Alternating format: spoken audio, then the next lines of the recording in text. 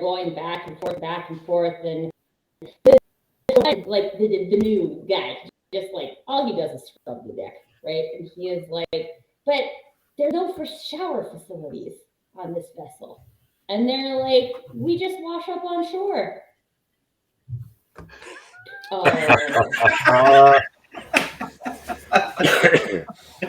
Very good. There's Eric with his wah, wah, wah. Oh, that's fantastic. Brilliant. Good morning. Morning. Good morning. How are you doing? Welcome all. Thank you very much. How are you doing? How is everybody?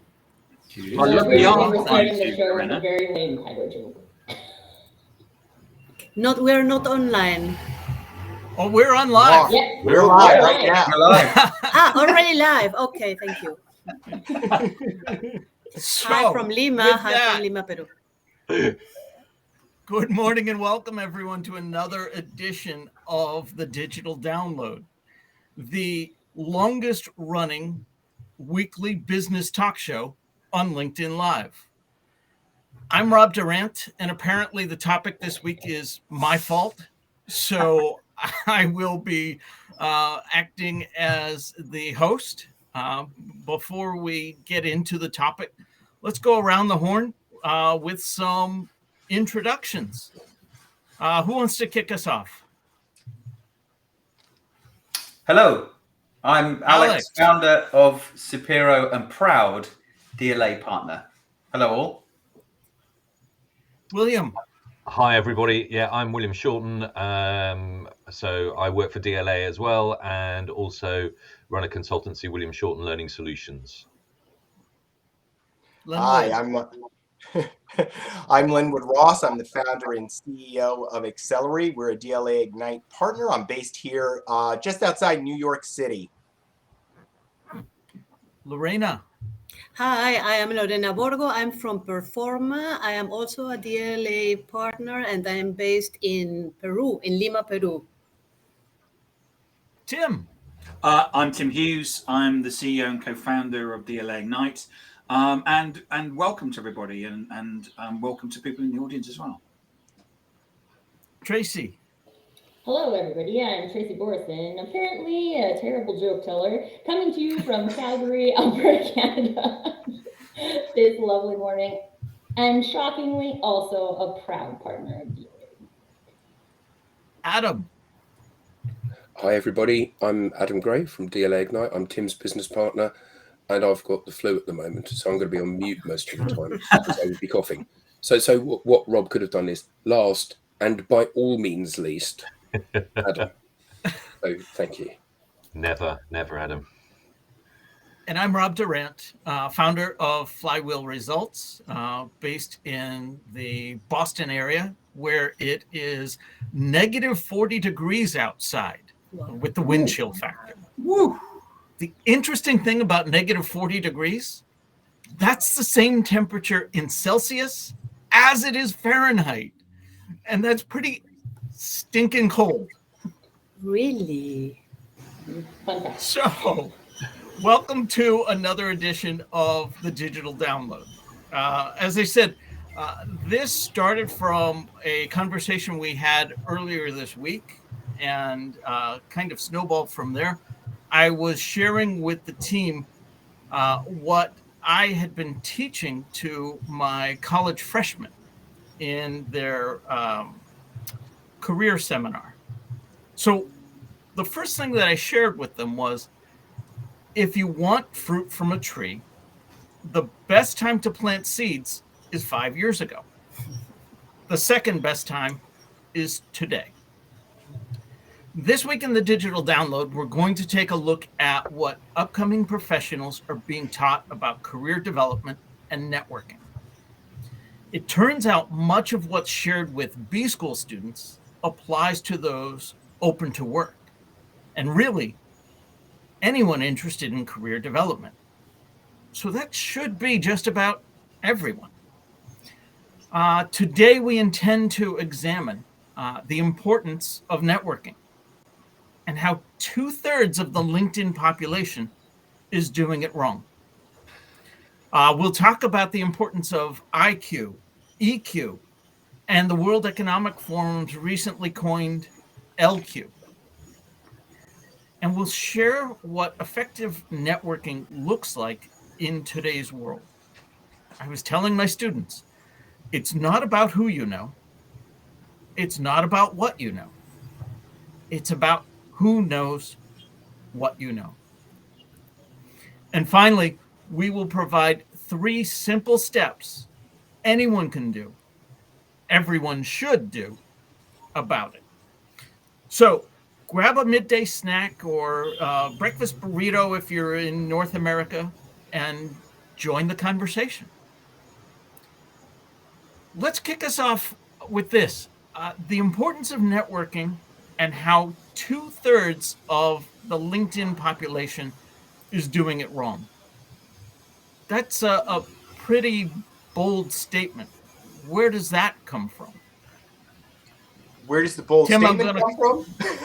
Yeah, what are the facts behind that? It comes from Rob. Yeah. Darn it.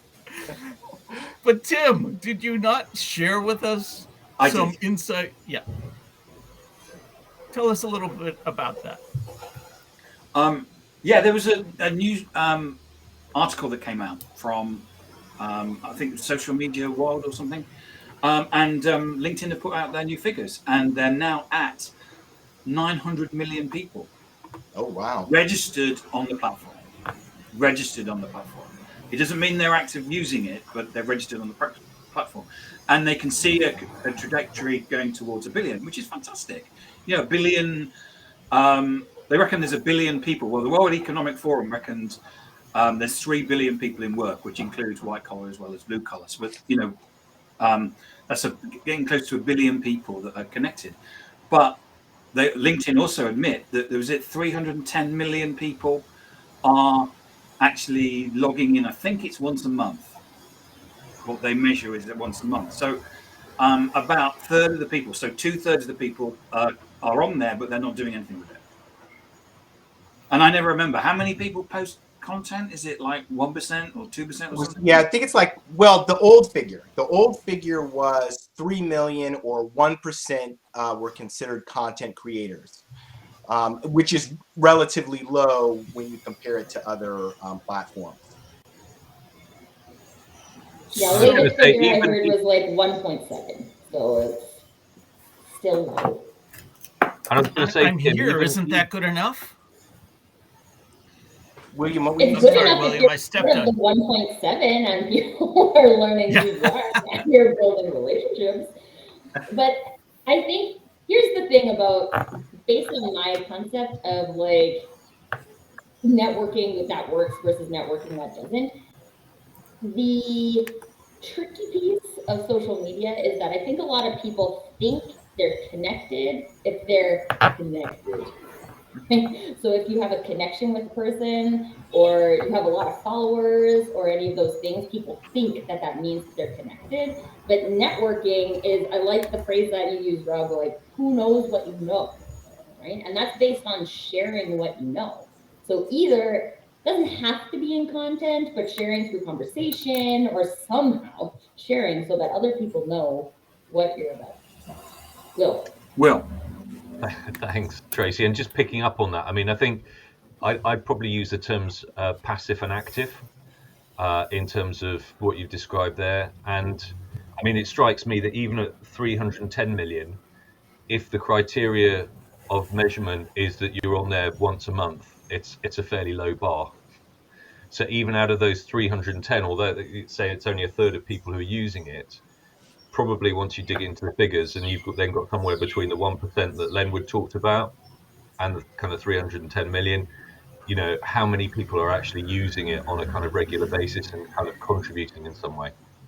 Yeah. So to answer Martin's question, and I think someone else had a similar question, the 1% or 3 million people that I was referring to is LinkedIn. It's who LinkedIn considers to be content creators.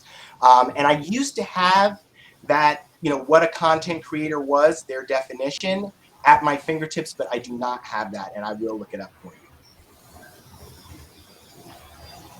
I think it's an interesting point that Martin brings up about content creators versus content reposters, because I think, especially historically on a corporate level, there's a lot of activity that's just based on like the business posts a post and then the employees repost it, right? So then does that look like, instead of one business content creating, and we can break down. I'm excited to hear your definition. Well, it's actually LinkedIn's definition. I just can't remember. Right. But yes, to the point I think that Rob was asking, why are so many people using LinkedIn in a way that, we would consider to be, we meaning DLA Ignite and the DLA Ignite ecosystem, why are they using it in a way that we would say is not the most useful way? It's how they're approaching it, right? So you'll have a huge portion of people who see LinkedIn as just a database. And they're going to use that database for their purpose. And their purpose, a lot of sellers on LinkedIn, their purpose is to make sales. So they see LinkedIn as a lead generation tool and they use it that way. I'm just in here trying to find people who meet my target audience. I want to connect with them as quickly as I can, pitch them as quickly as I can, and they're out. And then you have another group, they also see LinkedIn as a database, and they're looking for a job. So they're going and they're just using LinkedIn to find a job. And you have another group, they're using LinkedIn to find people to hire, right? Just in this very isolated. Then you have this very small group of people that are using LinkedIn for relationship building, to generate conversations. Okay. And from my perspective, that's the right approach to how you should use LinkedIn. And we can get into why I believe that later, but that's how I would break it down, and that's why I would say we think easily 2/3 are not using LinkedIn in a way that is digital forward. It's interesting, Linwood, those 4 groups that you talked about, the ones that are using it for a selling platform, the ones that are using it to find a job, the ones that are using it to find candidates to fill jobs. LinkedIn actually sells specific solutions to each of those 3 target audiences. Yes. The one they don't sell a solution to is the one that we're advocating for. Be out there, be connecting. And there's really good reason for that, okay? It's called business. LinkedIn needs to make money. Okay, so even though, LinkedIn is relatively old platform now, I think it's 20 years old, right?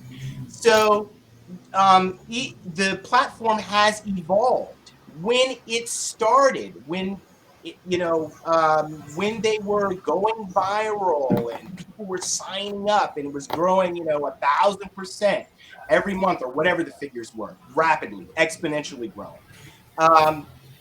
It was a different platform than it is today, and the times were different than it is today.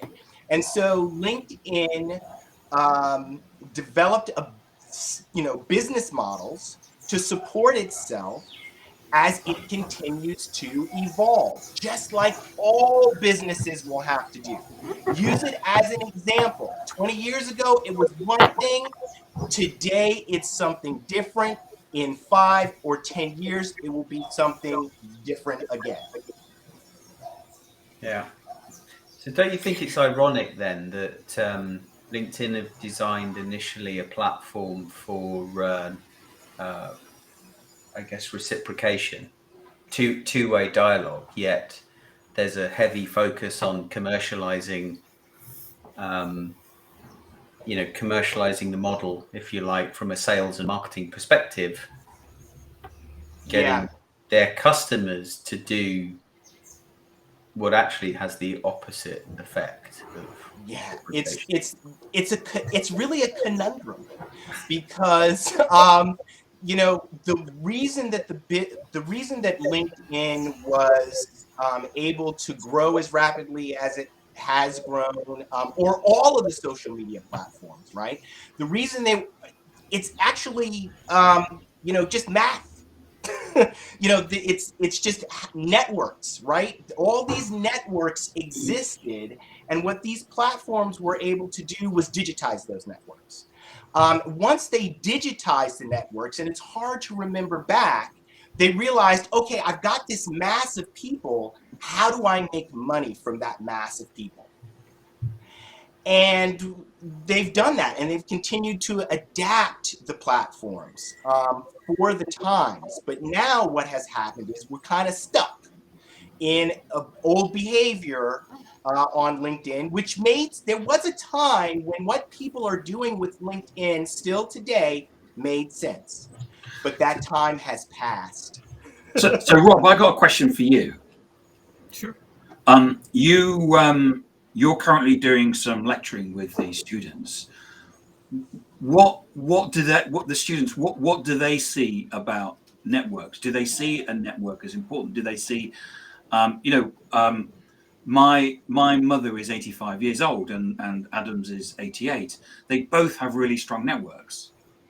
They actually see, and it's one of these things where they actually recognize the need that they know Frank down the road and whatever, and Janice and stuff like that.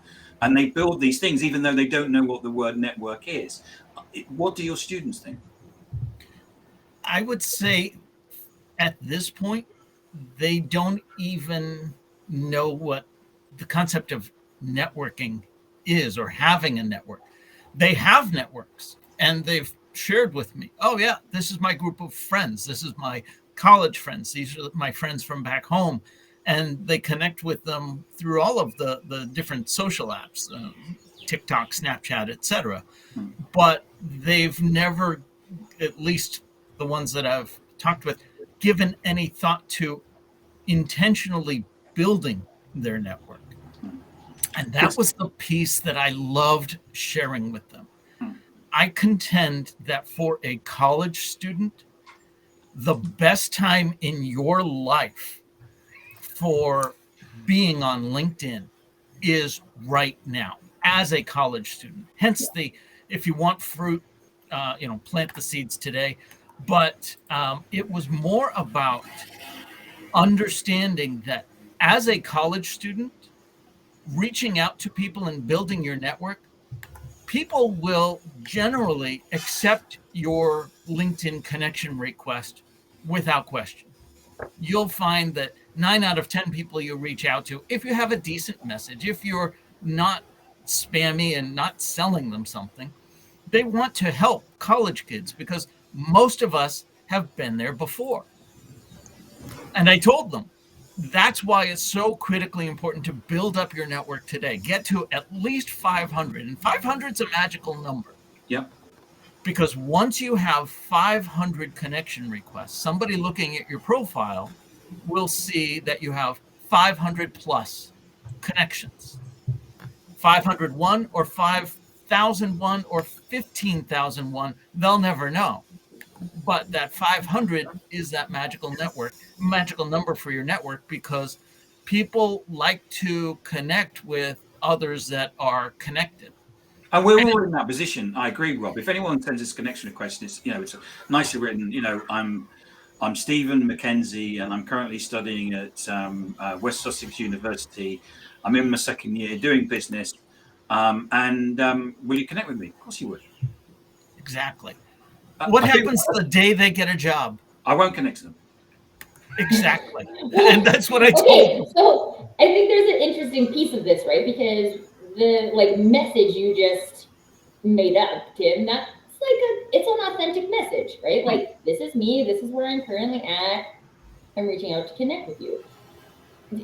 There's a practice in there that can transition into, if you're job seeking, so the career development piece, if you are a salesperson trying to make connections, or running your own business and trying to make connections, or you're trying to get investment funding and you're trying to make connections, like sometimes I think I've talked about this before on the show, but sometimes I'm just like, hey, I stumbled across your profile and you look like fun Pete. I think we should connect. And sometimes people accept it, sometimes people don't. But there's like an authenticity from my perspective that like literally this is why I am reaching out to connect with you. And if you're okay with that, then awesome. And if you're not okay with that, then awesome. So I think it's important from both sides for us to look at like, how are we sending out connection requests? Is it intentional? Like Rob mentioned, because I think a lot of things in the digital space lack intentionality. But when we do have that intentionality, how do we show that? How do we show that we're being intentional with that? And then also when we're accepting, how do we equally do that? There's lots of people raising their hands. How do we do that intentionally as well? So I think I saw Will first and then Lorena. Lorena, I wanted, yes. So go to Lorena. Thank you very much. Now, I was getting back to what I would like to get back to what Tim mentioned about networks and 80 plus people having them. And what I think is that the word or the concept of network has been put into value recently. I mean, maybe 30 years ago or something like that. Because I remember, for example, when people, when this, from a business view, use your network, build up your network, and really that time ago, it sounded like too non-personal and too cosification, why are you going to use your network, your relations for something beyond having a friendship or a contact or whatever. So I think the whole concept of networking has been evolving in the last years from a business perspective, and so it is right now on digital.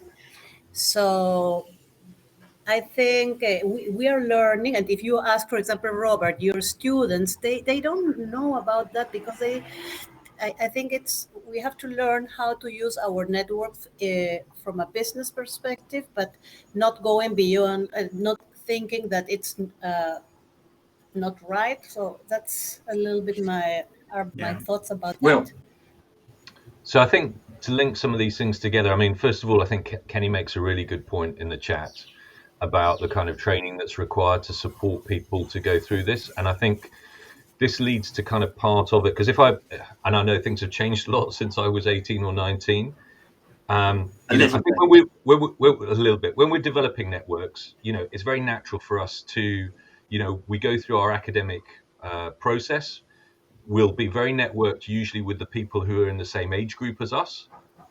But sometimes that won't even kind of extend to a year above or a year below or 2 years above, which in time space is very short. But at that time in our life, it seems like a massive step. So I think, you then take it and say, well, we want you to be reaching out to kind of adults and the outside world. I mean, people just don't know kind of how to do that, and they haven't got the confidence to do that. So there is something around mindset here, part which is down to training, but part of it is to help demonstrate how useful this can be. And the fact, we have these kind of limiting beliefs that we carry around with us, that actually if I reach out, they're not going to be interested in what I have to say. They're not going to be interested in the invitation I'm sending, however well versed it is.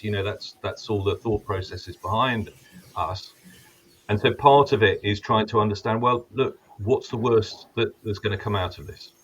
And we've all been through this. I mean, we've been through this, probably most of us, in the last 2 or 3 years, as we've come over into the social world and given it a go. And we're a bit more kind of mature, and we've learned how to deal with it. So there's something about, yes, the training and the support, and also kind of saying, look, this is fine, and it's not going to work every time, but go out there and give it a go, and you may be pleasantly surprised about what you manage to achieve.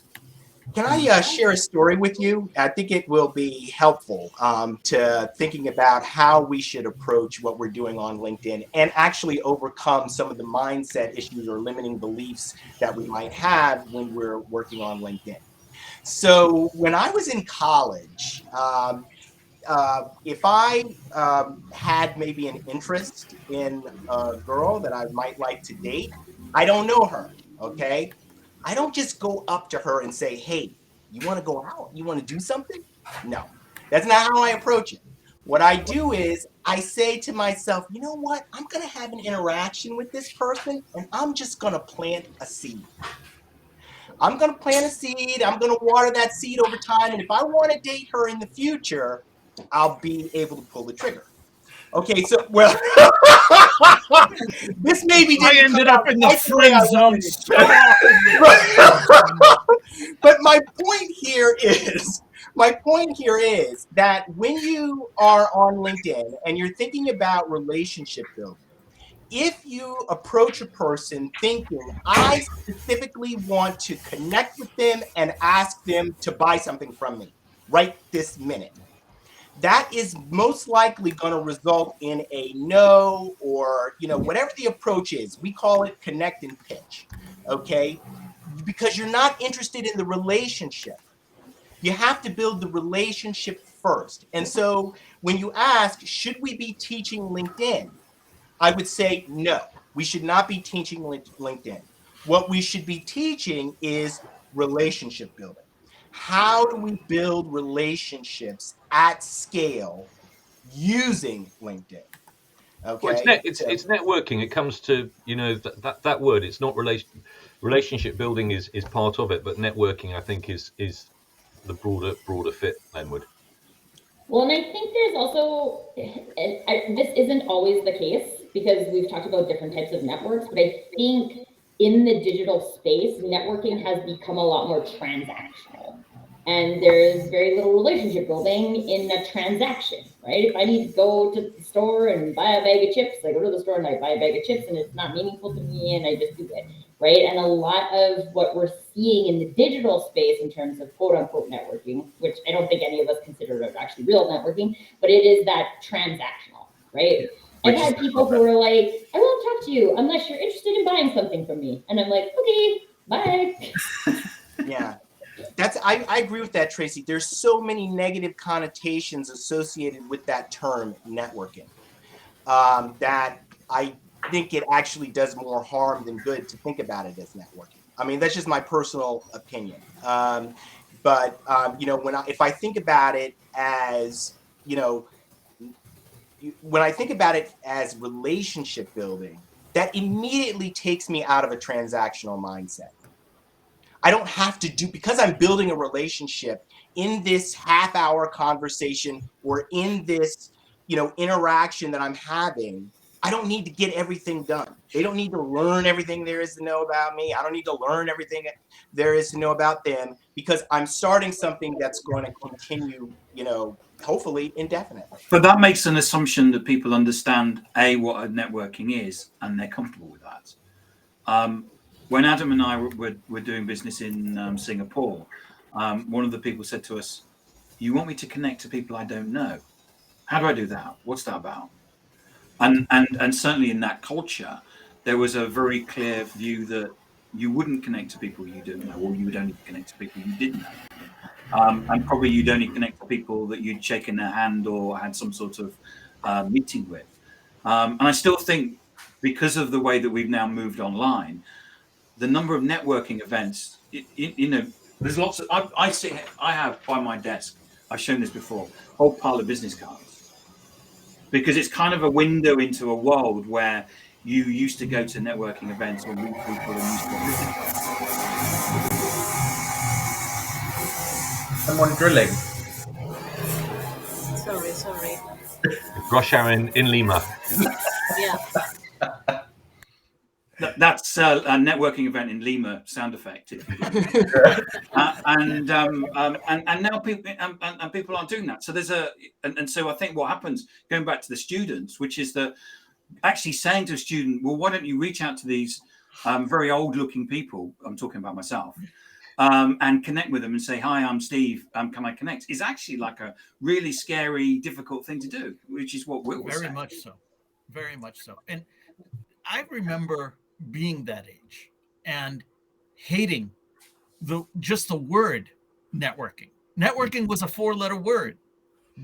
Yeah, but the reason was because networking in my mind was, it's all about who you know. And I didn't grow up in a family that knew a lot of influential business people. I grew up in a family of teachers, and how networking, who you know, that's unfair. If you want to get a sense of equity and fairness, speak to a college kid. They know all about what's fair. It's only as we become old and cynical that we realize, oh, life isn't fair, and I just have to pick up the pieces and deal with it. They're not ready to pick up the pieces and deal with it yet. So that's where I was assuring them that it's more than just what you were born into. It's more than just who you know. Yeah. And I also have a section of honors students. I can relate to them as well. Going through school, I was an honors student, and I was of the belief that, you know, if I just got the right grades, then the next thing would come to me. And guess what? It didn't. But when you put together who you know with what you know, and you start to make those connections so that people know you and know what you know, that's when I started to get traction. And oh, by the way, that's when I really started to enjoy networking. Me, I'm a teacher at my core, is what I like to say. Where that stems from is I'm a helper. I'm a helper at my core, and teaching is the way that I do that. Networking for me is getting to know somebody new, figuring out what they might have going on, and where I can contribute. Malcolm Gladwell, in his book, The Tipping Point, talks about connectors. And it's all about seeing this person over here with this need, and meeting this person over there that solves this problem, and putting them together. That for me is fabulous. That's networking. And that's what I'm trying to instill in the students. And I laughed at the comment earlier. Do you think this should be taught? Well, that's exactly what I'm doing. And I'm kind of doing it in a skunkworks way, because LinkedIn wasn't really a major part of the lesson plan until I doctored it a little bit. Can I connect the thought that Tim had and your thought, Rob? And it's this idea of how do I talk to or engage with someone that I don't know? So when we think about the event, like the conference, right, where people we don't know come together and somehow we find something to talk about, what's the thing that is bringing that group together is the content. It's the speaker that they've invited to talk about a specific issue. Okay, so that brings people from all around the world who we don't know to a single location, right? A physical location where we're all going to focus on this thing that we care about. And if I want to network in that environment, all I need to do is say, what did you think about what the speaker said about X, Y, and Z? And this is what I think about. And so now we're having a conversation with someone we don't know, and we're getting value from it, right? That same principle applies to LinkedIn. We can begin to have conversations with people we don't know when we focus on the content, the thing that's bringing us together in this particular moment in time, a post or what have you, and we engage them about that content. That's it. Yeah. Very similar to Ahmed's comment. You know, networking, one person may feel that someone is close, and the other one does not believe the relationship is close at all. That's exactly what happens in these types of transactions. And whether it's close or not, it's the start of something, or it's the start of nothing. And Tracy, you've talked about where others have said, well, I only connect if we have a call, or I only connect if you're going to buy something from me. And very quickly you weed out those that aren't aligned with how you want to move forward. It's swipe left or swipe right. Exactly.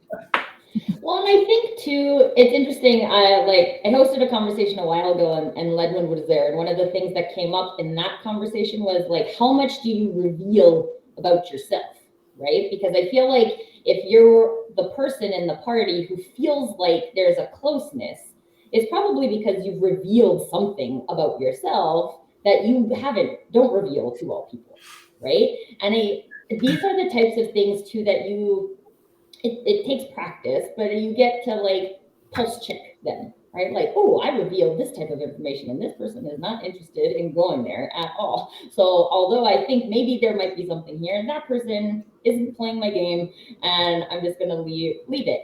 And at the same time, no two people are ever having the exact same experience, right? So you may not know what's going on. These are real people, right? So real people have lives that exist outside of whatever conversation you're having.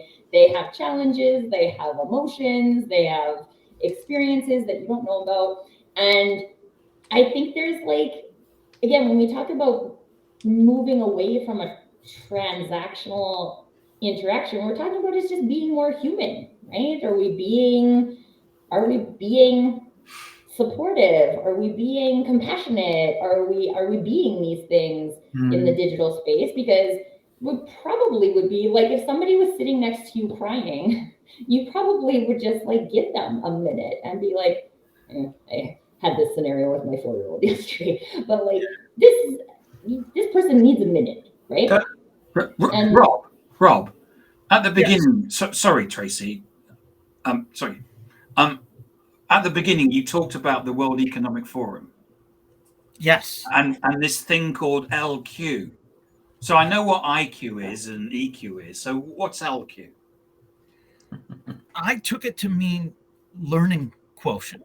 It does. How well you are at understanding new concepts. Now, it's great to have a great LQ, but you have to sharpen that sword too.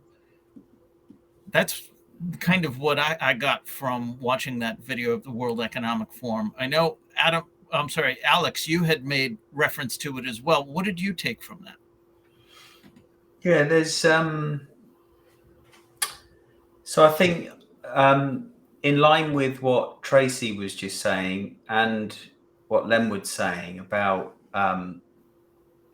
building relationships, for me that sits within that continuous learning kind of thread. Kind of before we go to what was said on the video, I think the problem we have, the challenge we have is we're all sitting here with a lot more freedom than most. So we've had the kind of freedom to try this stuff and we know it works. It works really, really well, especially if you want to speak to 5, 10, 15 new people a week.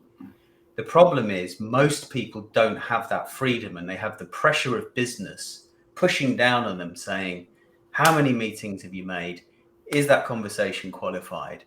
And they don't ever get the freedom to learn these new skills effectively. And so when I think about that continuous learning spectrum thread, you know, I kind of start to think about, well, who is responsible? Is it the individual?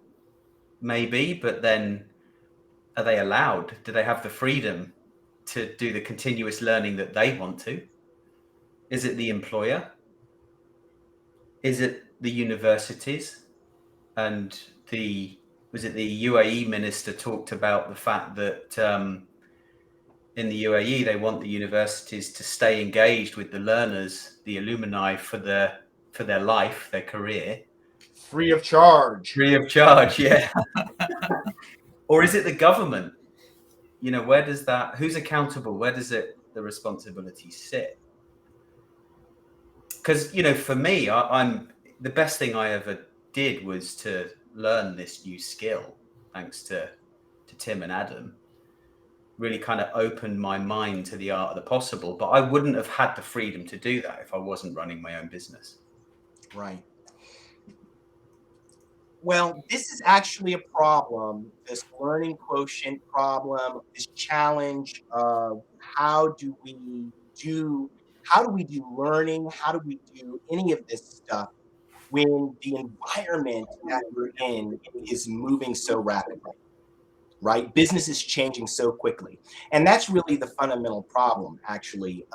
General Stanley McChrystal said about the war in Iraq, he said, you know, the US Army has all the skills, we have all the technology, we have all the resources that we need, but we're still losing. And the reason he said that they were still losing is because the battlefield was changing so rapidly.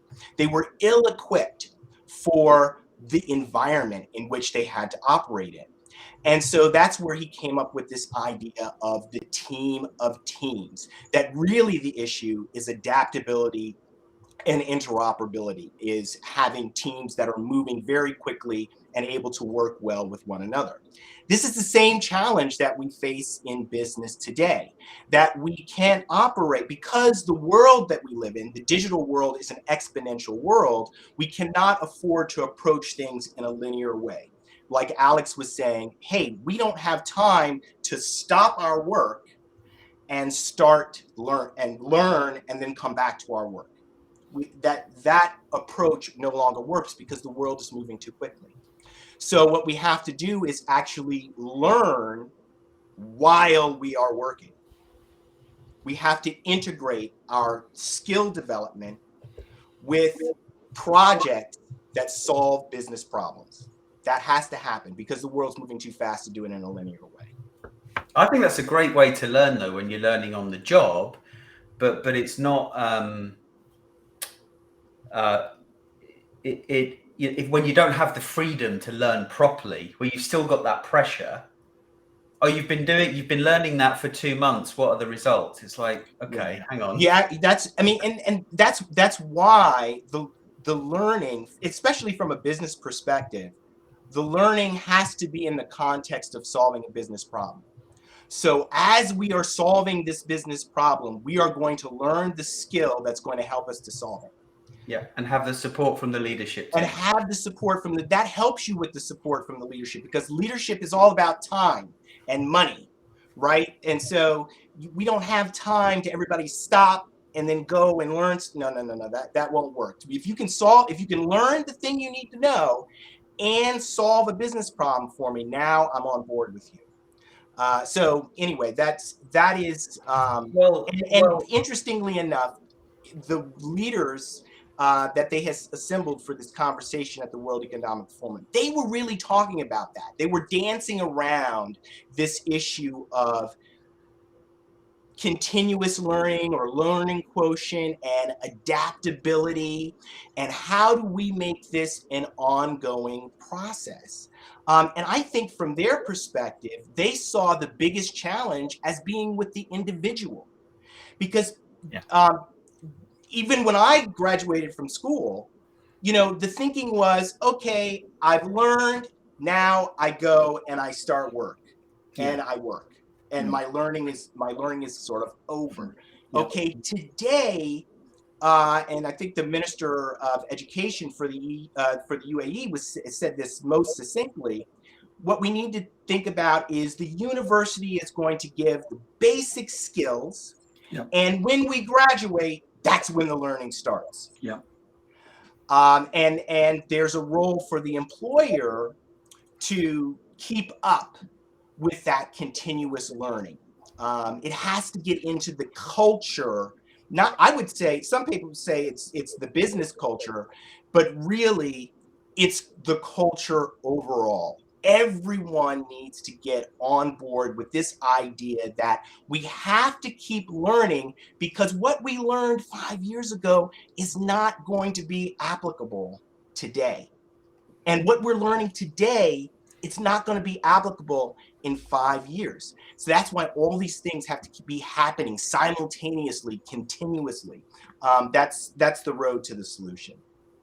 Well, can I just throw, I agree with everything that has been said. And I do think, like, one of the things after your original question, Rob, that I thought was that, like, individuals have to choose that. Like, we have to choose to want to keep learning, right? Because if you have a business culture that says, this is what we do, and we continuously learn, and you're like, no, I'm uncomfortable with that, I'm just gonna sit here and do my job. Well, hopefully they wouldn't hire you in the first place if that was actually the business culture.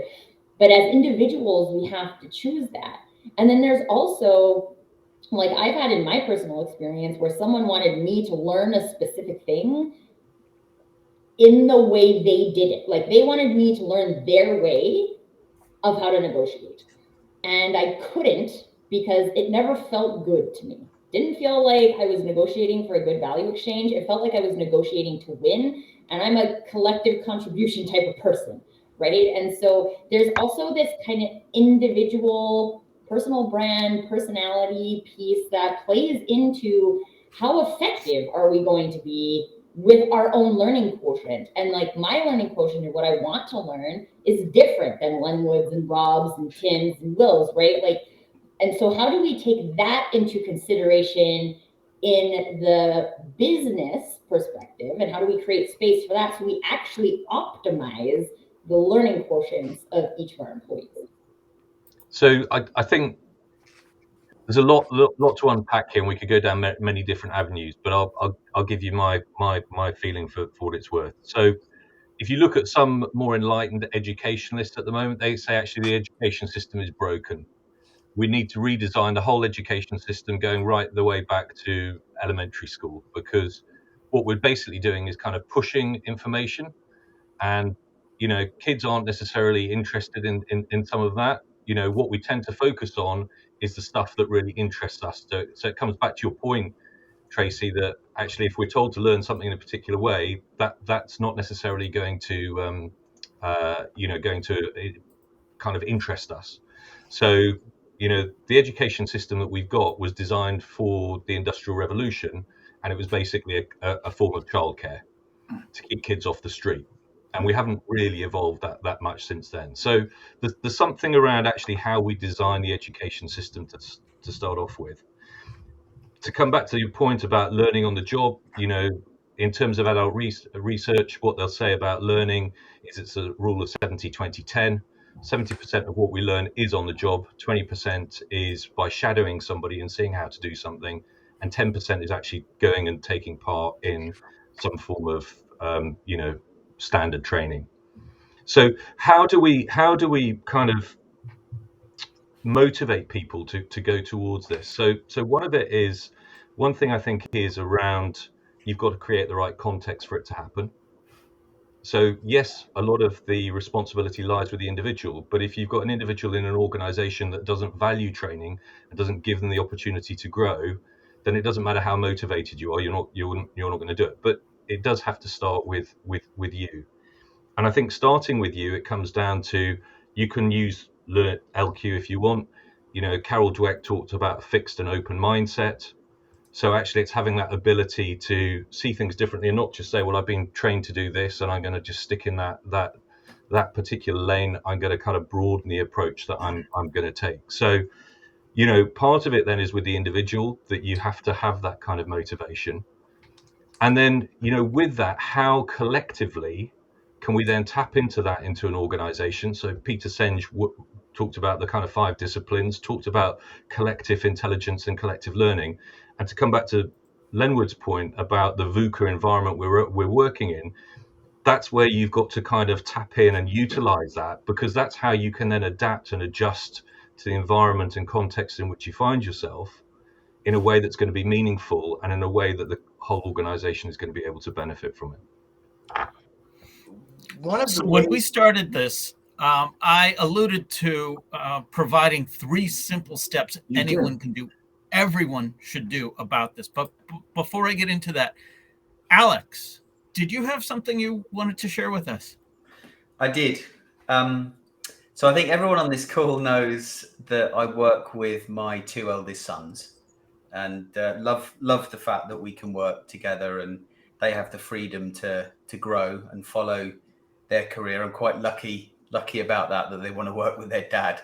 So my 3rd son is doing his GCSEs. He's 15. He's one of the youngest in the year, and he does struggle. with maths and English, and there's pressure on kids today to do well in maths and English, but he enjoys media and he enjoys creating content. So I'm hoping, and I think I can do this. I've started to look into it. Even as a small company, I can offer him an apprenticeship. And so, all being well, and he does well in his exams, he can join Sapiro later this year. But he did a bit of work in English, which he struggles in. And I wanted to just read it out to you because it's so topical. And the date's the 1st of February. It's just coincidental. It says, education is key to the youth of this day and age. The education system in school is still good to learn from, especially at a young age. But as we mature, the outside world becomes our classroom. Nice. Boom. Which I just thought was amazing. And the feedback his teacher gave him, I'm not naming any names, was, "That's annoyingly brilliant, Jude." Adam, were you his teacher? That sounds like an Adam response. It does. I'm just annoying. So this started with me telling my students it's all about who knows what you know, and the power of LinkedIn, and how this is the time in your life where you can best leverage it. Of course, they then turn to me and say, well, how do you do it? I won't pretend to be a LinkedIn expert. There are plenty of LinkedIn experts that will sell you the course on that. But I did share with them 3 basic tenets.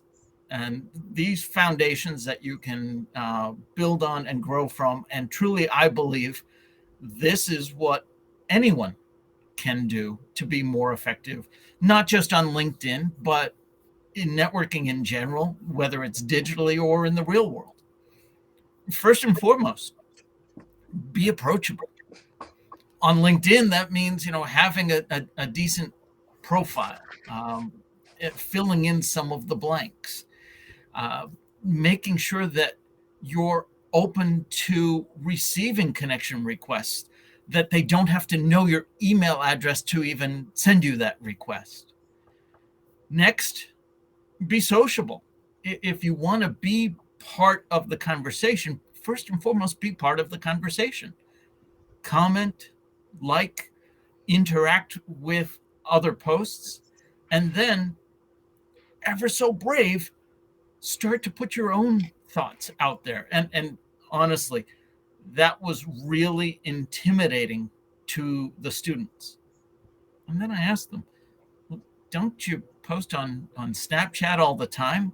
Don't you have an Instagram account? Yeah, but that's different. I know. LinkedIn isn't Facebook, right? But put your thoughts out there related to the things that you're interested in, the professional things that you're interested in. And then finally, 3rd step, be helpful. Again, back to the commenting and connecting and so on. Be approachable, be sociable, be helpful. And I think with that, you're going to find your way, whether it's this social platform, some other social platform, or just in general, people will gravitate towards that. Rob, can I add to your list? Please. 2 things that I think would be helpful for those people who are especially introverted and I don't know what to say. Be curious, ask questions. Absolutely. Be curious, ask questions. That goes so far. If you go, anyone who is posting on LinkedIn or engaged in a conversation on LinkedIn, if you ask them a question about what they said, I mean, it doesn't get much easier than that. You don't really have to generate much yourself. You just ask the question. Building on that, Lenwood, I think as well, there's something, and it depends on your stage, but also reaching out and asking for a bit of help. Oh, yeah. Be humble. Humility, asking for help, man, that goes so far. It's crazy. Yeah, one of the things I just wanted to add on to that concept of being sociable, because Lenwood brought up the introversion, right? There's not one way that sociable looks, right? It's based on who you are and what feels sociable to you. It's not about saying like, oh, sociable means I have to get on a LinkedIn Live with 6 other people and talk about a topic. It might look like that. It doesn't have to, right? It can look like just asking a question. Honest curiosity, I think, is one of my favorite things. I know, because it's like, oh, I haven't had to explain this to somebody in a long time. This is awesome, right? And we all have a unique. I speak about this a lot, about your, like, what do you wonder? Hashtag what do you wonder, follow it if you want to. I just created it. There's not that much content related to it. But all of it, like, every person has a unique thing that they wonder, right? Like, you go to school and there's specific subjects that you're innately interested in, right? Wonder about that. Ask questions about that. Connect with people who are in those fields, right? It doesn't have to be connect with all people so you have a big network, right? Connect with people who seem interesting to you. Be sociable in your way. And there's a little bit of trial and error that exists in there too, right? Show up one way and then you're like, oh, no, that doesn't feel like me. And that's okay. That's part of the learning process. It's part of the learning quotient. And I think that oftentimes on like personal branding front, people think, especially coming out of college, that you should just know, right? Like, I should know how I would authentically connect with someone online. You don't. You mostly have other people telling you who you should be. And most of us get really good at being who we should be. And it's about exploring, who are we actually? How would I actually do that? And there's some failure that exists in there as well. Yeah. And for business leaders, Go ahead, for business leaders, the closing comments on the World Economic Forum was that if every person, I think there's 3.8 billion workers out of the 8 billion global population. If every person learned one skill and that skill was collaborative problem solving, it's worth $2.5 trillion to our global economy. Ooh, I love it. What would it be worth if every person learned to digital network to our economy? Maybe we should work that out. Yeah. What would it be worth to someone's business if everyone within their organization learned how to do what we're talking about today? Absolutely. Yeah. Right. We should work that out. Yeah. I wanted to come back to, I don't even remember now specifically what it was that you said, but something that you said reminded me what else I told the students. That's the giantest calculator I've ever seen. He's going to need a bigger calculator. I told the students, this isn't about becoming an influencer with a capital I. And that's their perception of all of this. Networking on a digital stage is about being a social media influencer. No, not at all. It's just about getting more people to know what you know and learning from them equally. Sounds good. So, but can I 2 minutes? So add to your 3 and the 2 that Lenwood and Tracy and we're going to need 2 stone tablets in a moment. Encouragement. I always, whenever I sit down and I think, what can I say? It's what can I do to encourage? And it's there's that comedy thing where you do the improv comedy, where which you can bring into business, which is to not say when someone comes up with an idea. Usually what happens is you say, but we can't do that because of what we should be doing is saying yes, and we could do this. And it's that improv comedy thing, and that's that encouragement. I think is so key. Absolutely. Indeed. I think that brings us to the top of the hour. Another successful show. I want to thank all of the panelists, of course. It's great to see you every week. I want to thank all of the viewers, all of the comments, some great contributions from the audience this week. And I'm looking forward to seeing everyone again next week on the Digital Download. And I'm looking forward to when Jordan Abbott comes on. Absolutely. Yeah. Being as I know that he's in the audience now, Jordan, we want you on. We want you. We The want younger generation. Yeah. We want you to come and contribute to this. Yeah, Look, absolutely. everybody's saying yes. Come on.